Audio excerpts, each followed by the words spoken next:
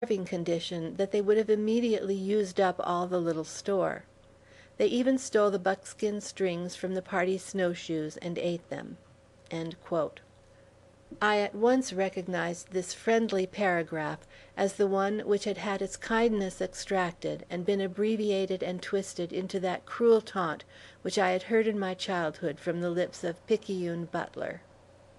A careful study of Bryant's work increased my desire to sift that of Thornton, for I had been told that it not only contained the Fallon diary, but lengthier extracts from the Star, and I wanted to compare and analyze those details which had been published as "thrilling events in California history."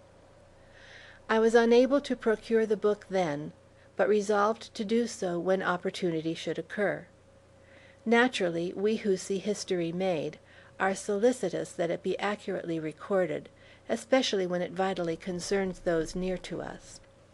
Shortly before school reopened, Georgia and I spent the day with Cousin Frances E. Bond, and in relating to her various incidents in our life, we spoke of the embarrassment we had felt in class the day that Mr. White asked every pupil whose ancestors had fought in the War of the American Revolution to rise, and Georgia and I were the only ones who remained seated.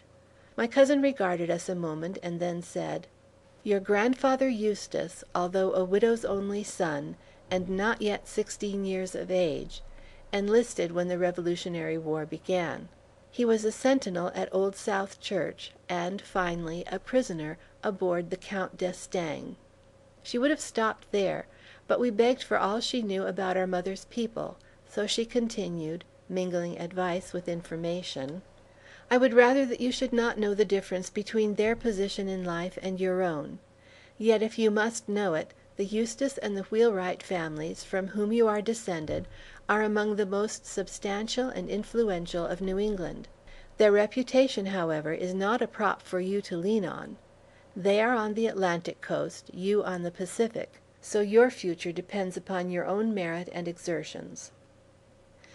This revelation of lineage, nevertheless, was an added incentive to strive for higher things, an inheritance more enduring than our little tin box and black silk stockings which had belonged to mother.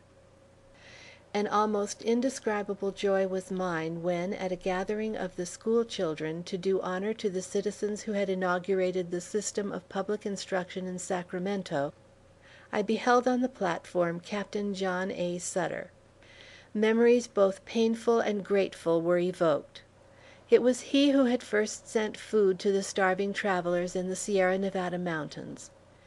It was he who had laid his hand on my head when a forlorn little waif at the fort, tenderly saying, "Poor little girl, I wish I could give you back what you have lost." To me, Captain Sutter had long been the embodiment of all that was good and grand, and now I longed to touch his hand and whisper to him gratitude too sacred for strangers' ears, but the opportunity was withheld until riper years. During our last term at school, Georgia's health was so improved that my life was more free of cares and aglow with fairer promises. Miss Kate Robinson and I were rivals for school honors, and I studied as I never had studied before, for in the history, physiology, and rhetoric classes she pressed me hard. At the close of the session the record showed a tie.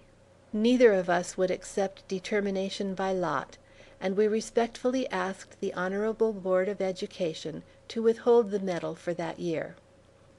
About this time Georgia and I enjoyed a rare surprise.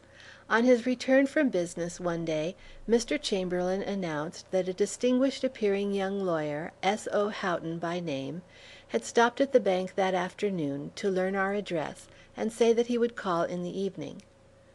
We, knowing that he was the husband of our little cousin Mary, were anxious to meet him and to hear of her, whom we had not seen since our journey across the snow.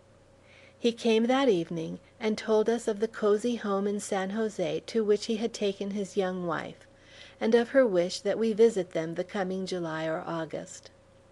Although letters had passed between us, up to this time we had known little of Mary's girlhood life. After we parted in 1847, she was carried through to San Francisco, then called Yerba Buena, where her maimed foot was successfully treated by the surgeon of the United States ship Portsmouth. The citizens of that place purchased and presented to her the 100 vara lot No. 38, and the lot adjoining to her brother George. Mr. Reed was appointed her guardian and given charge of her apportionment of funds realized from the sale of goods brought from her father's tents. She became a member of the Reed household in San Jose, and her life must have been cast in pleasant lines, for she always spoke of Mr. and Mrs. Reed with filial affection. Moreover, her brother had been industrious and prosperous, and had contributed generously to her comfort and happiness.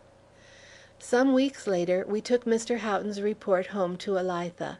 We also showed her a recent letter from Mary, sparkling with bright anticipations never to be realized.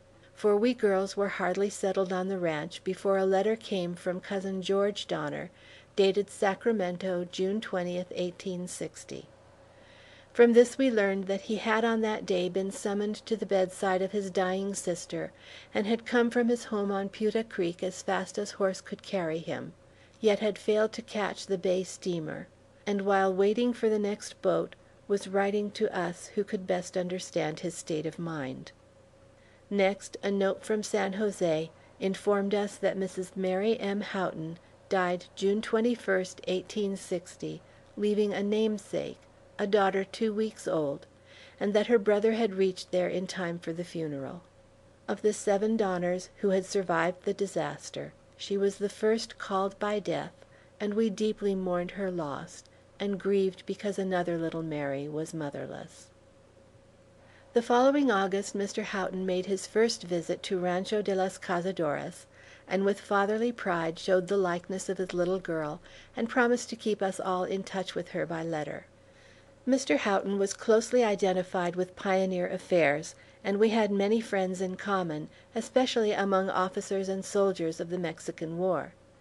He had enlisted in Company A of Stevenson's regiment of New York Volunteers when barely 18 years of age, and sailed with it from his native state on the 26th of September, 1846. After an eventful voyage by way of Cape Horn, the good ship Loo Choo, which bore him hither, cast anchor in the Bay of San Francisco, March 26, 1847, about the time the Third Relief was bringing us little girls over the mountains. His company being part of the detachment ordered to Mexico under Colonel Burton, he went at once into active service, was promoted through intermediate grades, and appointed lieutenant, and adjutant on the staff of Colonel Burton before his 20th year.